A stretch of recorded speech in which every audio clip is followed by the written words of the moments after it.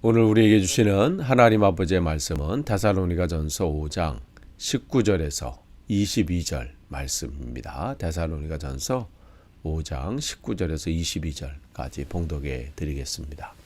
성령을 소멸하지 말며 예언을 멸시하지 말고 범사에 헤아려 좋은 것을 취하고 악은 어떤 모양이라도 버리라. 아멘.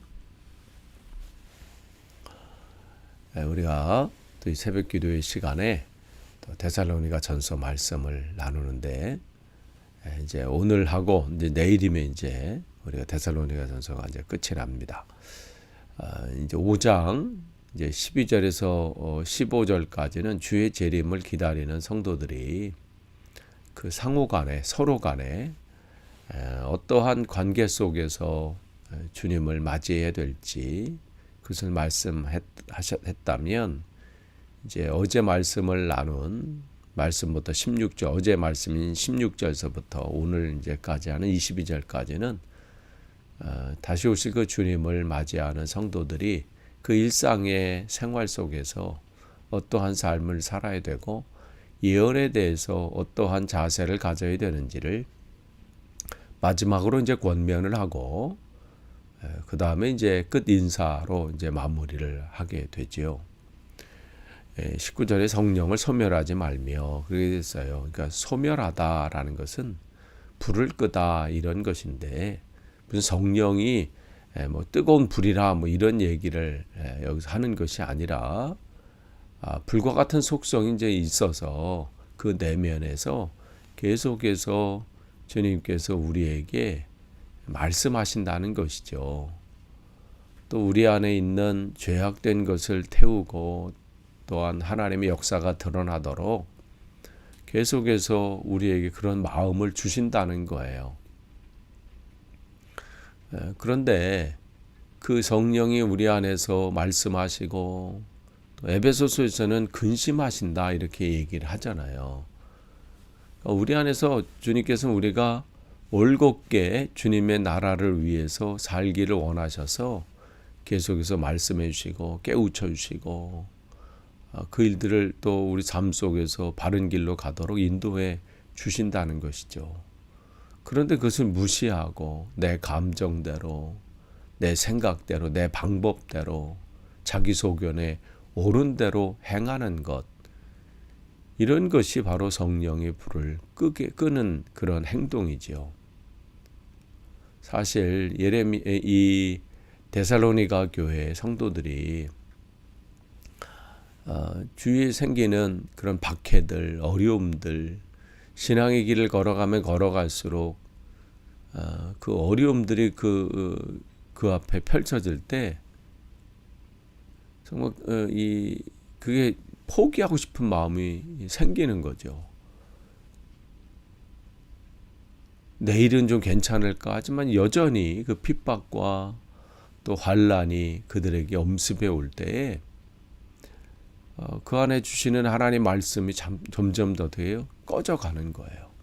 근데 사실 그건 데살로니가 교회 성도들뿐만 아니라 우리가 잘 아는 예레미야 선지자도 예레미야도 그가 정말 그에게 다가오는 얼마나 이 주님의 말씀을 어린 나이에 주님의 부름을 받아서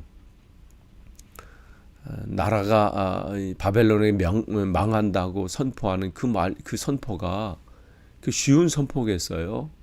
그야말로 세상 다른 사람들한테 매국노라고 찍힐 만큼 그렇게 힘겨운데 그렇게 복음을 또 전하는 가운데 박해가 일어나고 그런데 아무런 변화가 일어나지 않고 오히려 사람들은 더 독이 올라서 자기를 공격하고 이럴 때 그야말로 포기하고 싶은 마음이 있었지요. 그래서 예레미야 20장 9절에 보면 내가 다시는 여호와를 선포하지 아니하며 그의 이름으로 말하지 아니하리라. 그렇게 소멸시키려고 할 때 그러면 그걸로 끝나는 게 아니라 어떻게 나의 마음이 불붙는 것 같아서 골수에 사무치니 답답하여 견딜 수 없다. 그러면 그럴수록 어떻게 성령의 역사가 나타나는데 그것을 무시하지 않은 거예요. 끄지 않은 거예요. 소멸하지 않은 거예요. 다시 힘을 얻고 자기에게 입술해 주신 말씀, 자기 안에서 역사하시는 말씀을 선포하는 거죠. 우리도 때로는 내려놓고 싶은 마음도 있고 좀 쉬고 싶은 마음도 있고 때로는 그 일들이 힘겨울 수 있어요. 그러나 여러분 안에서 역사하시는 성령, 하나님의 말씀, 그것을 소멸하지 않기를 원합니다. 꺼지는 순간 내가 죽는 거예요. 계속해서 우리 안에 주신 그 말씀을 가지고 선포하고 나누고 또한 그러기 전에 내가 그렇게 삶을 살아가고 또한 20절에 보면 예언을 멸시하지 말고 그랬어요. 예언이라고 하는 것은 무슨 미래를 점치는 그 얘기를 하는 게 아니에요. 예언이라고 하는 것은 바로 대언자라는 뜻이거든요. 그러니까 예언자를 히브리어로 나비라고 하는데 그것은 뭐냐면 하나님으로부터 받을 말씀을 대신 전하는 자, 대언자라 이렇게 얘기를 해요. 그러니까 성령께서 우리 안에서 역사하셔서 또 하나님이 주시는 그 말씀 우리 안에 주신단 말이죠. 근데 그 말씀을 전할 때 그 말씀을 어떻게 해요? 무시하지 않는 거예요. 하나님으로부터 주어진 그 말씀이라면 하나님 그 말씀을 내가 온전히 붙잡습니다. 때로는 내게 좋은 말을 전하는 그 소리가 좋잖아요. 나를 책망하거나 내 감정이 맞지 않는다거나 내 생각과는 틀린다거나 그러면 참 우리는 듣기를 참 거부해요. 그건 뭐 에스겔 선지자 때도 마찬가지고 예레미야 때는 뭐 더더욱 그랬죠. 우리가 구약의 예언자들의 그런 모습들을 보세요. 그들은 성령을 소멸치 않은 사람이에요. 그 안에 하나님께서 계속해서 주시는 말씀, 환난과 핍박 속에서도 그 말씀을 소멸치 않고 더 활활 타오르게 하고 그 말씀을 선포했는데 그것을 듣는 그 이스라엘 백성들은 어떤가요? 예언을 멸시했지요. 하나님으로부터 주어지는 그 말씀을 무시하고 또한 조롱하고 또 핍박하고 참 사람은요 남의 소리 듣길 참 싫어해요. 왜냐면 자기 생각이 있거든. 그래서 나라를 통치하고 뭐 나라를 통치 정도 뭐 하는 사람뿐만 아니라 뭐 가정에 부모도 마찬가지고 뭐 학교에서도 우리 일터에서도 우리가 분별할 수 있어야 돼요. 내가 이 성령을 소멸시키고 있는 것은 아닌가. 그래서 21절 이렇게 가면 범사에 좋은 것을 취하고 그랬어요. 그래서 이것은 이제 20절 이제 예언의 말씀, 하나님 우리에게 주시는 그 말씀과 이제 비추어서 우리에게 주시는 건데 그 말씀이 진짜 하나님으로부터 온 것인지를 헤아려서 어떻게 해요? 그것이 하나님으로부터 온 것이라 확신이 딱 되면 그 말씀을 놓치지 말라는 거죠. 완전히 붙잡으라는 거예요. 그러니까 이 확인을 해보는 것이죠. 확인해야 되는 것이 이게 하나님으로부터 온 것인지 악한 영으로부터 온 것인지 아니면 그냥 저 사람의 개인의 의견인지 그 말씀에 하나님 확증해 주십시오. 그러니까 간구하는 거예요. 그러니까 우리는 날마다 하나님의 말씀을 보고 또 확증하고 또 그 속에 기도하면서 이 신앙의 길을 나아가는 거예요.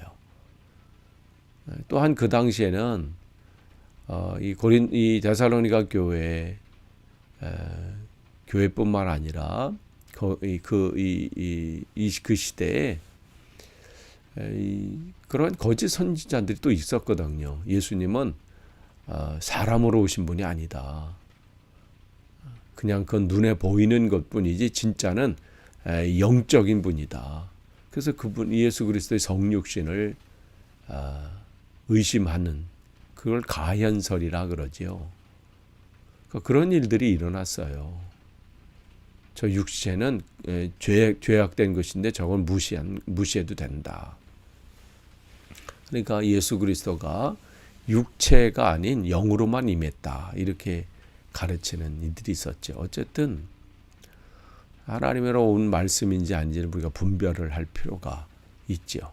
그래서 모세는 신명기를 통해서 이제 너희들이 이제 가나안 땅에 들어가서 정착하게 될 텐데 거기서 그것이 거짓 영에서 온 건지 거짓 선지자인지 이게 판별하는 기준을 알려줬죠. 예언자들이 얘기를 할 때 선포할 때 그것이 그 예언이 실현되는지 안 되는지를 확인해라. 실현되면 그건 하나님께로부터 온 것일 수 있다.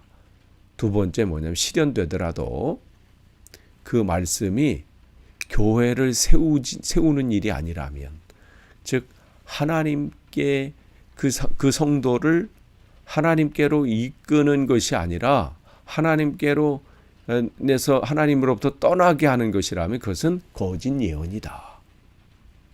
그래서 두 가지를 확인하라고 그랬죠. 그 예언한 것이 실현되는지, 또 그것이 교회를 살리는 것인지, 교회를 세우는 것인지 그것을 확인하라고 했습니다. 그러니까 우리가 늘 분별할 수 있어야 돼요. 그냥 맹목적으로 이건 그것이 아니라 여기서 좋은 것을 취해야 하는 거예요. 아무 거가 아니라 좋은 것.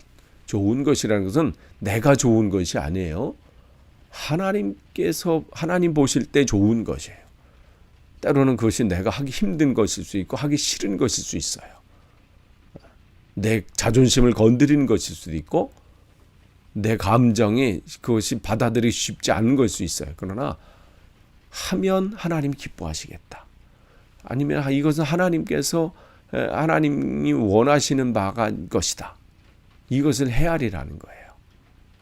그래서 그것이라면 확실하게 붙잡는 거예요. 대충 하는 게 아니라 온전히 순종하는 것이죠. 그러면서 22절에 악은 어떤 모양이라도 버려라. 이것은 무슨 얘기예요?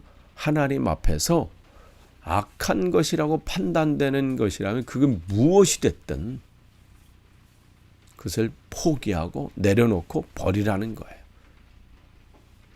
어떤 모양이에요? 그러니까 거기는 뭐 요 정도는 괜찮겠지가 아니라는 거죠. 사람이요 연약해서요 한 번이 무서워요.